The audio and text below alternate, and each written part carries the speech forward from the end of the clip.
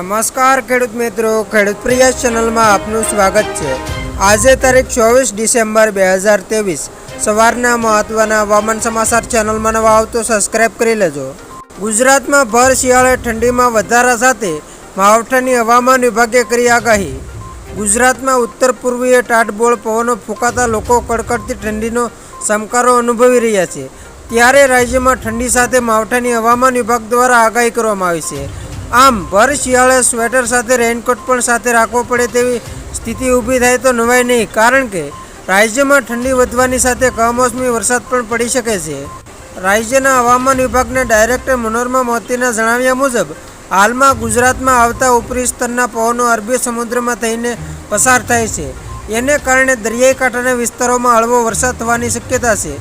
આગામી 24 કલાક દરમિયાન અરબી સમુદ્ર તરફથી આવતા પવનો ભેજયુક્ત હોય, જેના કારણે તાપમાન ઘટી શકે છે, તેથી ઠંડીનું પ્રમાણ વધી શકે છે। સુરતમાં કેટલાક વિસ્તારોમાં હળવા વરસાદ બાદ આગામી 24 કલાકમાં રાજ્યના અન્ય કેટલાક ભાગોમાં હળવો વરસાદ આવવાની સંભાવના છે।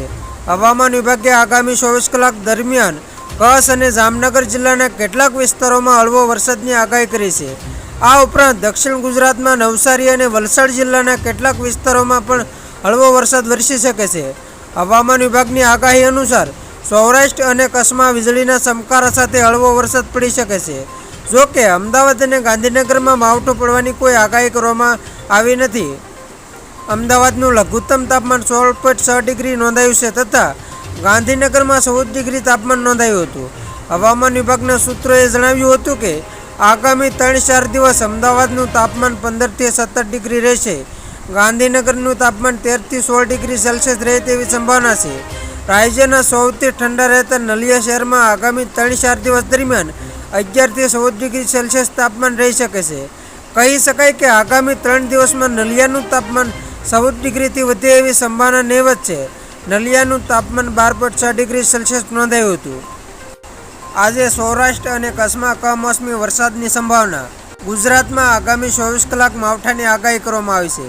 હવામાન વિભાગના જણાવ્યા મુજબ આજે સૌરાષ્ટ્ર અને કચ્છમાં ગાજવીજ અને ભારે પવન સાથે વરસાદ આવી શકે છે। વળી દક્ષિણ ગુજરાતમાં સુરત, વલસાડ અને નવસારીમાં પણ વરસાદની આગાહી કરવામાં આવી છે। આઈએમડીના જણાવ્યા મુજબ ગુજરાતમાં હાલમાં ઉત્તર પૂર્વના પવનો ફૂંકાઈ રહ્યા છે। ગુજરાતમાં ભેજનું પ્રમાણ હોવાથી વાતાવરણ વાદળછાયું રહેશે।